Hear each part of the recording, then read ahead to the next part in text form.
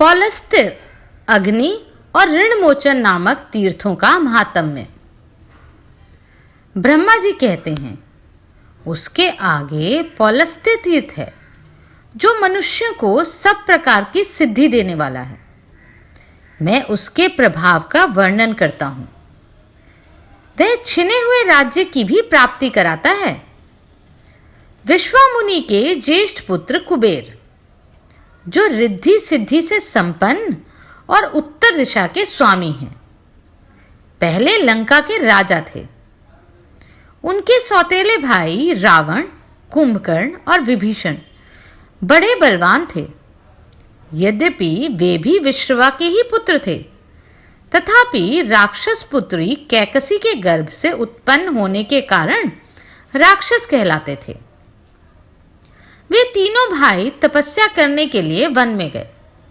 वहां उन्होंने बड़ी भारी तपस्या की और मुझसे वरदान प्राप्त किया।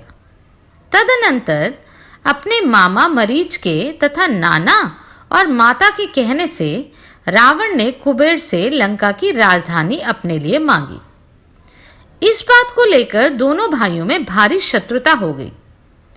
फिर तो देवताओं और दानवों में भयंकर युद्ध हुआ।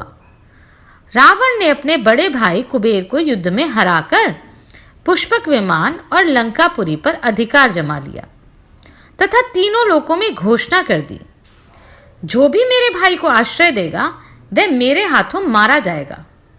कुबेर को आश्रय कहीं ना मिला। तब वे अपने पितामह पुलस्त्य के पास गए और उन्हें प्रणाम करके बोले, मेरे दुष्ट भ्राता ने मुझे लंका से निकाल दिया। बताइए, अब मैं क्या करूं? अब मेरे लिए देव अथवा तीर्थ ही आश्रय या शरण है। पौत्र की यह बात सुनकर पुलस्त्य ने कहा, बेटा, तुम गौतमी गंगा में जाकर भगवान शंकर की स्तुति करो। वहां गंगा के जल में रावण का प्रवेश नहीं हो सकता। अतः मेरे साथ वहीं चलकर कल्याणमय सिद्धि प्राप्त करो।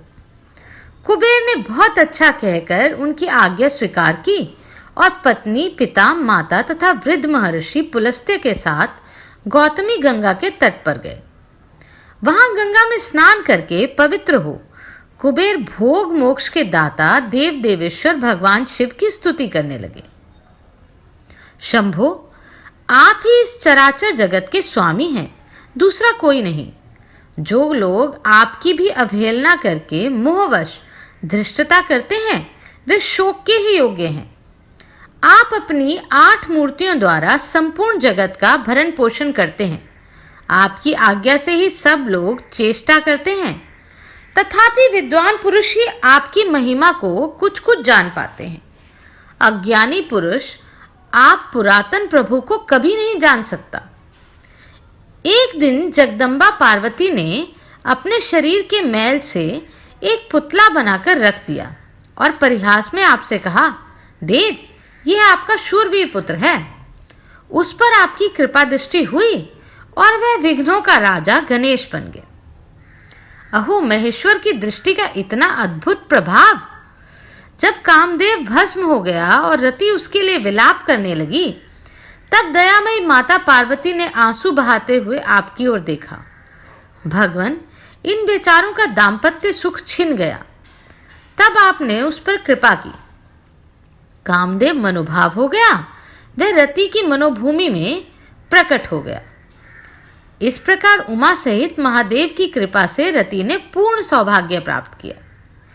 इस प्रकार स्तुति करने पर भगवान शंकर कुबेर के सामने प्रकट हुए।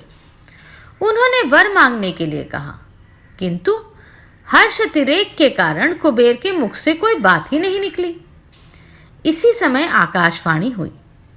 उसने मानो पुलस्त्य, विशर्वा और कुबेर के हार्दिक अभिप्राय को जानकर यह कल्याणमय वचन कहा, भगवान, ये लोग धन का प्रभुत्व प्राप्त करना चाहते हैं। इनके लिए भविष्य भूत सा बन जाए। जिस वस्तु को ये किसी के लिए देना चाहिए, वे दी हुई के समान हो जाए।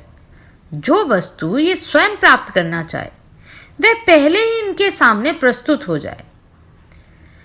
ये भगवान शंकर की आराधना करके इस बात की अभिलाषा रखते हैं कि हमारे शत्रु परास्त हों, दुख दूर हो जाए, दिक्पाल का पद प्राप्त हो, धन का प्रभुत्व मिले, अपरिमित दान शक्ति हो, साथ ही स्त्री और पुत्र का सुख भी बना रहे। कुबेर ने वह आकाशवाणी सुनकर त्रिशूलधारी भगवान शंकर से कहा, देव ऐसा ही हो। तथास्तु कहकर शिव ने उस देवी वाणी का अनुमोदन किया। इस प्रकार पुलस्त्य, विशर्वा और कुबेर का वरदान से अभिनंदन करके भगवान शिव अंतर्ध्यान हो गए। तब से उस तीर्थ के नाम पड़ गए पौलस्त्य तीर्थ, धन तीर्थ और वैशर्व तीर्थ। वह समस्त कामनाओं को देने वाले शुभ तीर्थ हैं। वहां स्नान आदि जो कुछ भी पुण्य कर्म किया जाए वह अधिक पुण्यदायक होता है। पौलस्त्य तीर्थ के बाद अग्नि तीर्थ है। वह सब यज्ञों का फल देने वाला और समस्त विघ्नों को शांत करने वाला है। उस तीर्थ का फल सुनो। अग्नि के भाई जातवेदा हैं, जो देवताओं के पास हविष्य पहुंचाया करते हैं। एक दिन की बात है, गोदावरी के तट पर ऋषियों के यज्ञ मंडप में यज्ञ हो रहा था। अग्नि के भाई जातवेदा देवताओं के हविष्य का वहन कर रहे थे। उसी समय दिति के बलवान पुत्र मधु ने प्रधान ऋषियों और देवताओं के देखते देखते जातवेदा को मार डाला। उनके मरने पर देवताओं को हविष्य मिलना बंद हो गया। इधर अपने प्रिय भाई जातवेदा के मारे जाने से अग्नि को बड़ा क्रोध हुआ। वे गौतमी गंगा के जल में समा गए। अग्नि के जल में प्रवेश करने पर देवता और मनुष्य जीवन का त्याग करने लगे, क्योंकि अग्नि ही उनका जीवन है। अग्निदेव जहां जल में प्रविष्ट हुए थे, उस स्थान पर संपूर्ण देवता, ऋषि और पितर आए और यह सोचकर कि बिना अग्नि के हम जीवित नहीं रह सकते, उनकी स्तुति करने लगे। इतने में ही जल के भीतर उन्हें अग्नि का दर्शन हुआ। उन्हें देखकर देवता बोले, अग्नि, आप भविष्य के द्वारा देवताओं को कव्य, श्राद्ध से पितरों को तथा अन्न को पचाने और बीज को गलाने आदि के द्वारा मनुष्य को जीवित कीजिए। अग्नि ने उत्तर दिया, मेरा छोटा भाई जो इस कार्य में समर्थ था चला गया।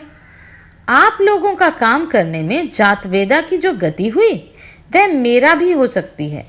अतः मुझे आप लोगों के कार्य साधन में उत्साह नहीं। तब देवताओं और ऋषियों ने सब प्रकार से अग्नि की प्रार्थना करते हुए कहा, हव्यवाहन, हम लोग आपको आयु, कर्म करने में उत्साह और सर्वत्र व्यापक होने की शक्ति देते हैं। साथ ही प्रयाज और अनुयाज भी देंगे। देवताओं के आप ही श्रेष्ठ मुख होंगे।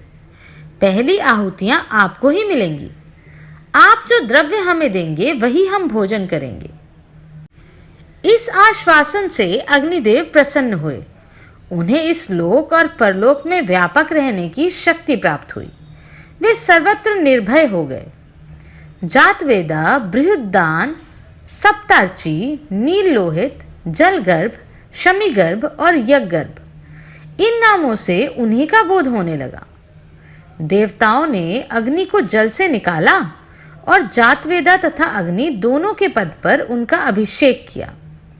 कार्य सिद्ध होने पर देवता भी अपने अपने स्थान को चली गए।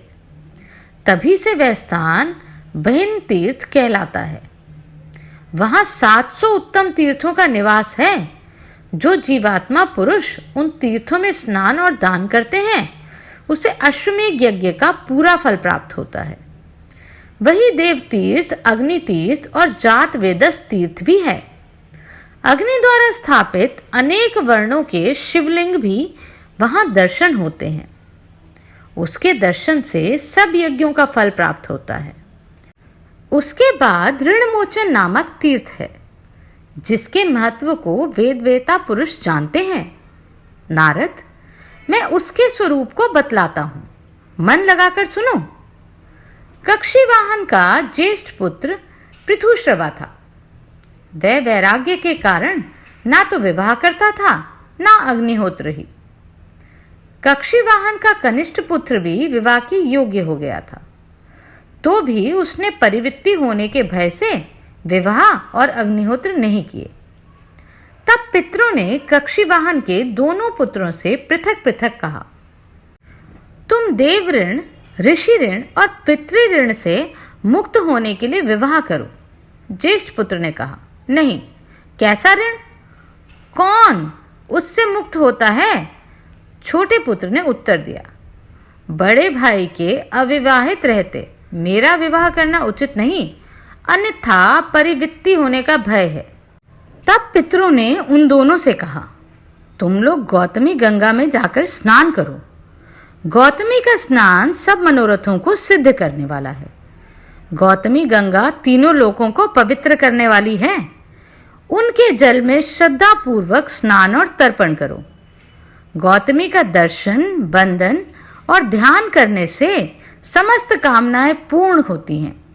वहां स्नान करने के लिए कोई देश, काल और जाति आदि का नियम नहीं है। गौतमी में स्नान करने से बड़े भाई पर कोई ऋण नहीं रहता और छोटा भाई परिवृत्ति नहीं होता। पितरों के आदेश से कक्षीवाहन का ज्येष्ठ पुत्र पृथुश्रवा गौतमी में स्नान और तर्पण करके तीनों ऋणों से मुक्त हो गया। तब से वह तीर्थ ऋण मोचन कहलाता है। वहां स्नान और दान करने से ऋणवान मनुष्य श्रौत, स्मार्त तथा अन्य ऋणों से भी मुक्त होकर सुखी होता है।